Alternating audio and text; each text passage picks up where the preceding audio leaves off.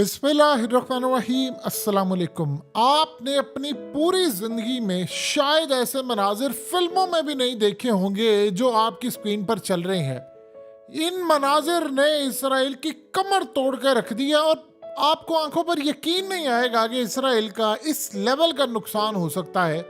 हौसियों ने ये मनाजिर जारी किए हैं यमन से, और इन मनाजिर में देखा जा सकता है कि एक इसराइल की कंपनी यानी इसराइल का एक शिप था जो गैलेक्सी लीडर है, ये कार्गो शिप है। ये असल में जा रहा था तुर्की से इंडिया, और यमन के हौसीज ने इसको हाईजैक कर लिया। जब ये रेड सी से क्रॉस कर रहा था तो इस वक्त ये लोग गए और इन्होंने जाकर उतरे, इनके हेलीकॉप्टर्स उतरे, इनके लोग उतरे और इन्होंने बंदूकें तान ली और सीधा जाकर उनको पकड़ लिया। 25 मेंबर्स थे और वहां पर सबने हाथ खड़े कर दिए। ये इतना बड़ा इजराइल को झटका लगा है, इतना बड़ा झटका लगा है, आपको लगा होगा कि आप शायद किसी फिल्म के मनाजिर देख रहे हैं। लेकिन पबजी गेम की तरह, जो पबजी गेम के अंदर एक कॉन्सेप्ट दिया गया था कि आप लड़ाई करते हैं, आप बंदूक सामने रखी हुई है, आप मार रहे हैं दुश्मनों को, कुछ भी कर रहे हैं, तो साथ आपके बॉडी के कैम का व्यू आता है। एग्जैक्टली यही सूरत हाल है। यहाँ पर जो बंदा जा रहा है उसकी बॉडी के ऊपर, जिस्म के ऊपर एक कैमरा लगा होता है जिससे वो मनाजिर को रिकॉर्ड करते हैं। और उन्होंने वहां पर जाकर जो काम किया है, यमन का और फलस्तीन का झंडा वहां पर लगा दिया। ये इतना बड़ा झटका लगा है इसराइल को, इतना बड़ा झटका लगा है कि इनकी तारीख में इससे ज्यादा भयानक काम नहीं हुआ। अब आप सोचिए जरा कि इसराइल ने क्या कहा। इसराइल ने कहा कि देखें, सबसे पहले तो हम बताना चाहते हैं कि वो बंदा कहता है कि जी असल में ये इसराइल की कंपनी नहीं है, यानी इसराइल की हुकूमत के लोग कहते हैं कि जी ये ब्रिटिश कंपनी है और इसको जापान की फर्म ऑपरेट करती है। अब इस सारी सूरत हाल के अंदर जो कहा गया है कि असल में ये चीज़ें सामने आ रही थी कि जी पहले ये बता रहे थे सबको कि इसके पीछे इसराइल की डिफेंस फोर्सेस का हाथ था। उन्होंने जाकर इसको देखा ताकि इन पर कोई हमला ना हो जाए। लेकिन उसके बाद यानी जो कह रहे थे कि जी इसराइल के सिटीजन बोर्ड पर हैं, फलाना है, ये है, वो है, तो उनको बचाने के लिए सारा इकदाम हुआ। लेकिन अब जो सूरत हाल सामने आ रही है, उसने तो गेम ही पलट दी है। यानी उसने वो काम किया, वो चीज़ बताई है कि शायद तारीख के अंदर ये कभी जिंदगी में नहीं हुआ। जो आप अंदाजा कर लें कि अब इसराइल के जो जहाज हैं, जो शिप्स हैं, उन्होंने पहले कहा था कि जो भी शिप इसराइल की जो कंपनीज हैं उनके होंगे या फिर जो कोई इसराइल के लिए सामान लेकर जाएंगे हम उनको करेंगे। यानी आप ये सोच लें कि ये इतनी बड़ी लड़ाई है, ये नाकाबिले यकीन फुटेज है जिसके अंदर इसराइल के यानी प्लान्स, अब उनको किस तरह झटका लग रहा है कि एक उनके जो कमांडोज हैं वो उतरते हैं शिप के ऊपर और उसके बाद जाकर उन्होंने पूरी तरह इनको तबाह कर दिया है। इसराइल को समझ ही नहीं आ पा रही। अब देखिए, जो दूसरी कंपनीज हैं जो इसराइल के लिए सामान भेजते हैं, चाहे वो ऑयल भेजें, चाहे वो खाने पीने का सामान भेजें या कोई चीज़ भेजें, अब वो जाहिर सी बात है सबको झटका लगेगा। सारे परेशान बैठे हुए हैं कि ये क्या होगा। अब इसके बाद एक बड़ी जंग तो आपको नजर आ रही है, क्योंकि अब इसराइल के अंदर जो सामान जा रहा है, उनका शिप है, इसको वो हाईजैक, ये अरबों डॉलर्स का है। ये कोई छोटा नहीं है कि कोई फलाने का, ये अरबों डॉलर्स का ये है और इनकी कंपनीज को नुकसान है। और उनके बाद इसके ओनर से लेकर ये तमाम लोग, उनका सामान जाना, ये इतना बड़ा झटका अब उनको लगना शुरू हो गया, क्योंकि वो कह रहे हैं कि इसराइल जो है वो इमदाद नहीं गजा में जाने दे रहा, फ्यूल नहीं जाने दे रहा। तो उन्होंने कहा जी हम देखें यहाँ तक ये कर सकते हैं, एक चीज़।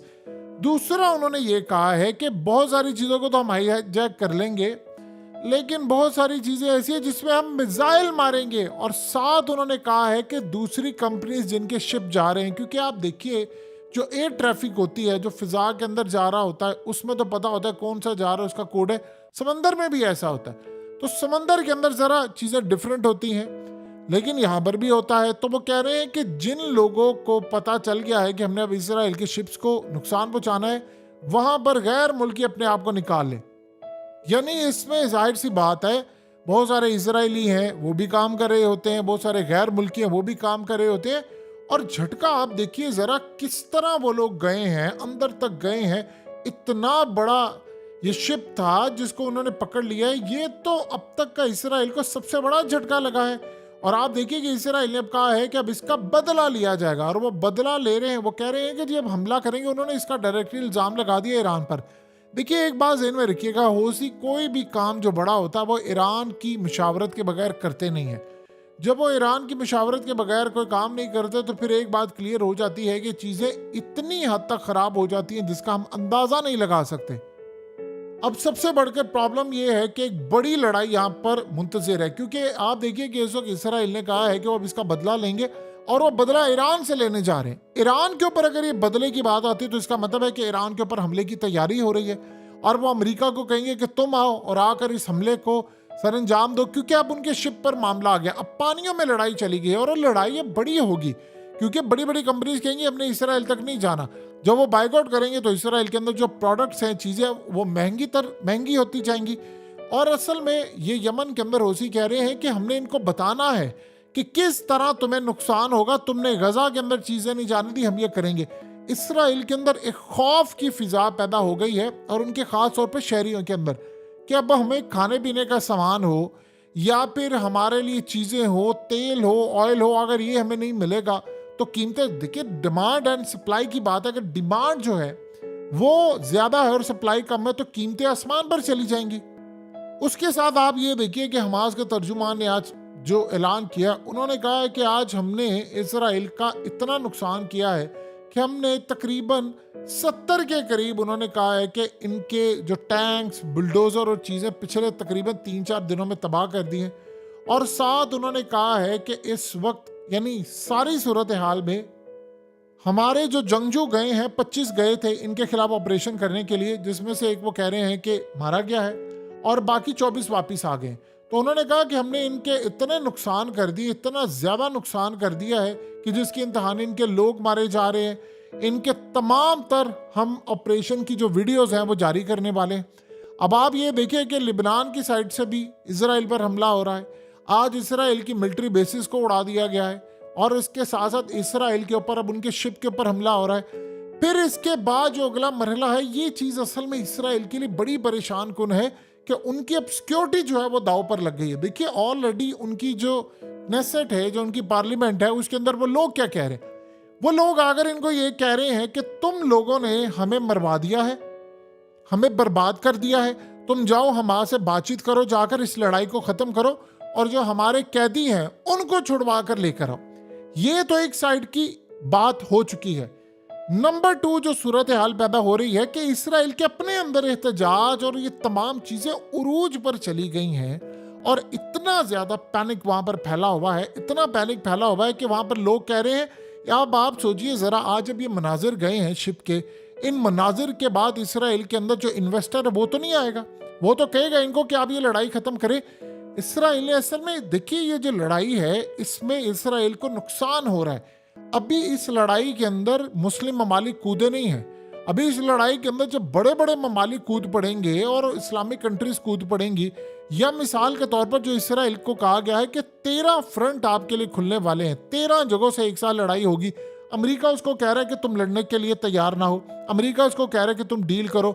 इसराइल के अंदर से प्रेशर आ रहा है, उनकी पार्लियामेंट के अंदर से लड़ाई चल रही है, सारे इनको कह रहे हैं कि आपकी सिक्योरिटी फेल है।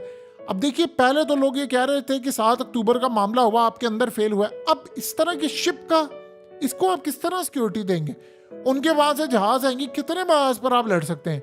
जाहिर सी बात है वो अमेरिका को कहेंगे कि आप लड़ाई करने के लिए आओ। अगर अमेरिका के अंदर से लड़ाई करने के लिए लोग यहां पर नहीं आते तो फिर आप बताइए कि मामला और हालात किस जानिब जा सकते हैं। सो यहाँ पर अब इसराइल के साथ साथ प्रॉब्लम ये होगी कि जो माल इसराइल का आता है, चाहे वो इसराइल की कंपनी जो है वो शिप ओन करने वाली उनका हो या किसी और कंपनीज का, आहिस्ता आहिस्ता वो कह देंगे कि भाई हमने माल नहीं देना। और सबसे बढ़कर बात ये होगी कि जो लोग क्रेडिट के ऊपर माल भेजते हैं, कंटेनर्स भेजते हैं इसराइल के अंदर, वो कहेंगे भाई हमने तो नहीं भेजना। इंश्योरेंस कंपनीज का इशू अलग होगा। जब ये माल लूटा जाता है, जिन्होंने इंश्योर करवाया होता है कंटेनर, उनके लिए मसाइल पैदा है कि अरबों डॉलर्स का माल जो है वो जा रहा है और वो इस तरह बर्बाद हो रहा है। और एक और बात ध्यान में रखिए, इनके लिए एक मसला और भी पैदा हो रहा है। ये जो अमेरिका ने इनको हथियार देने हैं, ये हथियार अरबों डॉलर्स के, वो भी जाहिर सी बात है शिपों में आने हैं, जहाज़ों में तो नहीं आने। तो अभी तो इनका ये नुकसान है, कल को लेट से ईरान खड़ा हो जाता है या बाकी मामला तो होते हैं, वो कहते हैं जी हमने तो इनके जहाज़ों को भी नुकसान देना है, और फिर वो साथ ये कहेंगे कि जी हमने इनके शिप को भी नुकसान देना है, या फिर वो उठकर कहते हैं कि किसी भी तर्ज पर इसराइल की कोई भी चीज़, खास तौर पर वो ये कोशिश करेंगे कि जो इनके हथियारों की खेप, अब मिसाल के तौर पर कोई खेप आ रही है इसराइल के अंदर, वैसे तो अमेरिका बड़े बड़े जहाज़ों में चीज़ें भेजता है, लेकिन कुछ चीज़ें होती हैं कि जो इस तरह नहीं आ सकती, तो उनका क्या मामला होगा? वो कहेंगे इनको कि हम इन पर हमला करेंगे, हम बड़े पैमाने पर इनकी एयर ट्रैफिक के ऊपर हमला करेंगे। ये इसराइल के कंट्रोल से चीज़ें इस वक्त बाहर होती जा रही हैं। कभी भी उन्होंने नहीं सोचा था कि हमें इतनी ज़्यादा नाकामी का सामना करना पड़ेगा। एक तरफ तो इसराइल के अंदर आप ये देखिए कि डिमांड हो रही है, और वो कह रहे हैं कि आप जाकर हमारे से बातचीत करें, मामला तय करें। इस सारी सूरत हाल में पहले इसराइल ने रिजेक्ट किया था। अब इसराइल ने कहा है कि, यानी बाइडन ने यह बात कही है कि जो डील है, जो कैदियों के तबादले की है, वो हो रही है, और हमने इसराइल पर प्रेशर डाला हुआ है कि आप जाएं और जाकर बात करें। अब आप सोचिए जरा, इसराइल के पास एक ही चीज़ है, वो दुनिया को क्या कह रहे हैं कि जी फलानी मस्जिद में, फलानी जगह पर, फलाने इधर इनके यहाँ पर मिसाइल हैं, इनके यहाँ पर चीज़ें हैं। वो दुनिया को ये बता रहे हैं। दुनिया उनसे पूछ रही है कि आप बताएं आपकी सिक्योरिटी। यानी मिसाल के तौर पर लोग उनसे पूछ रहे हैं, ये जो बड़ी बड़ी शिप वाली कंपनीज हैं, वो कहती हैं कि भाई एक तो होता है कि आप माल का, आपका पूरे का पूरा शिप ही हाईजैक हो जाए। आप अब सोचें कि इस सारी सूरत हाल में इसराइल चुप तो नहीं बैठेगा। इतना बड़ा आपका शिप, उसमें माल, आपके 25 लोग सारे के सारे आपने हाईजैक कर लिए। अब पहले वहां से कैदी आप छुड़ा नहीं रहे थे, तो अब आप यमन के साथ लड़ाई करेंगे। ये कहानी बिल्कुल कंट्रोल से इसराइल के बाहर होती जा रही है। देखिए इस वक्त जो इसराइल के ऊपर दबाव आ रहा है, उसमें एक खतरनाक सूरत हाल हो सकती है जो बड़ी परेशान कुन है। वो सूरत हाल ये हो रही है कि इसराइल के साथ साथ बाकी सारे जो इन्वेस्टर्स हैं वो इसराइल से पुल आउट कर लेंगे, और वो इनको कह रहे हैं कि भाई आप अपने मुल्क की जब तक स्टेबिलिटी लेकर नहीं आते तब तक हम यहाँ पर चैन से नहीं बैठेंगे। लेकिन यहाँ एक प्रॉब्लम ये है कि जब इसराइल के इतने ज़्यादा फ्रंट खुल जाएंगे तो खतरनाक सूरत हाल ये है कि कहीं वो किसी जगह पर कोई एटम बम ना मार दे। यानी अगर कोई आप एटम बम किसी जगह पर मार देते हैं या आप बड़ी एक जंग छेड़ देते हैं, ये तो साफ नजर आ रहा है कि इसके बाद अब एक जंग होने वाली है, क्योंकि उन्होंने कहा हमने इसका बदला ईरान से लेना है। तो ईरान से बदला लेने के लिए दो ही सूरत हाल है कि या तो वो माजी के अंदर जिस तरह इसराइल स्ट्राइक करता है जाकर और वो ईरान के यानी इंफ्रास्ट्रक्चर पर स्ट्राइक करता है, या उनके जो F-35 गए थे स्ट्राइक करके आगे थे, वो रेडार पर डिटेक्ट नहीं हो रहे थे। आप जानते हैं कि जो इसराइल के F-35 थे उन्होंने ईरान के इंफ्रास्ट्रक्चर पर जाकर स्ट्राइक किया था और उनके वो रेडार पर डिटेक्ट नहीं हो रहा था। तो चाइना और रशिया ने इनको जो खास तौर पर अब सिस्टम और रेडार और वो चीज़ें दी थी कि जिससे आप इनको डिटेक्ट कर सकते हो। वो कहते हैं अगर हम डिटेक्ट कर लेंगे तो हम इनको मार देंगे। तो उसके बाद से अब तक इसराइल नहीं आया। लेकिन सवाल ये पैदा होता है कि क्या इसराइल इस वक्त जाएगा ईरान के ऊपर हमला करने के लिए, या वो अमेरिका को कहेगा, और अमेरिका जो खित्ते के अंदर ममालिक है उनकी मिलिट्री बेसिस यूज़ करेगा या हमसाय ममालिक से ईरान की यूज़ करेगा, ये क्या होगा, ये एक अलग सवाल है। अभी तक तो अमेरिका अवॉइड कर रहा था इस जंग को। यही वो वजह है, असल में अमेरिका ने इनको कहा था कि आप इस जंग से अवॉइड करें। उन्होंने कहा कि जो शिप आएगा उनके ऊपर हमले होंगे, हमारी जो फौजी अड्डे उनके ऊपर हमले होंगे, मिलिट्री बेसिस जो है उनके ऊपर ताबड़तोड़ हमले होंगे। फिर उसके बाद उन्होंने कहा था कि हमारी जो फौज है वो इस नुकसान को बर्दाश्त नहीं कर पाएगी, क्योंकि छोटे छोटे जो मलेशियाज हैं उन्होंने हम पर हमले करने हैं, तो इसीलिए समझा रहे थे। अब आप सोचें ज़रा, यूरोप से जो कंपनीज इसराइल माल भेजती हैं या इसराइल की कंपनीज का शिप जा रहा है और वो किसी ऐसी कंट्री जा रहा है, मिसाल के तौर पर यूरोप जा रहा है और वो इंडिया से जा रहा है, उसका लेना देना कोई नहीं है, वो इसराइल से माल लेकर जा भी नहीं रहा।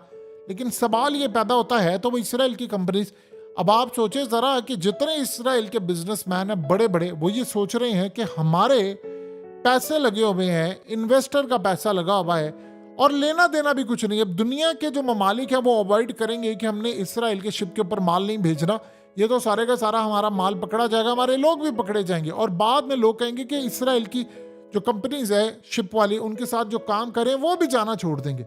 तो इसराइल के लिए इस वक्त मसला पैदा हो रहा है। देखिए ये मोमेंट जो हैं वो बड़े खतरनाक इस वक्त हो रहे हैं इसराइल के लिए। टाइम इनके पास कम है।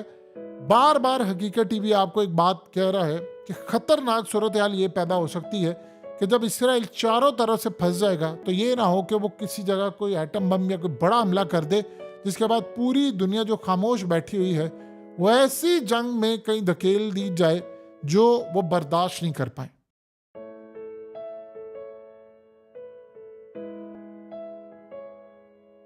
हकीकत टीवी को सब्सक्राइब करना मत भूलें, वीडियो को लाइक करें, शेयर करें और कमेंट सेक्शन में अपनी राय का इजहार जरूर करें।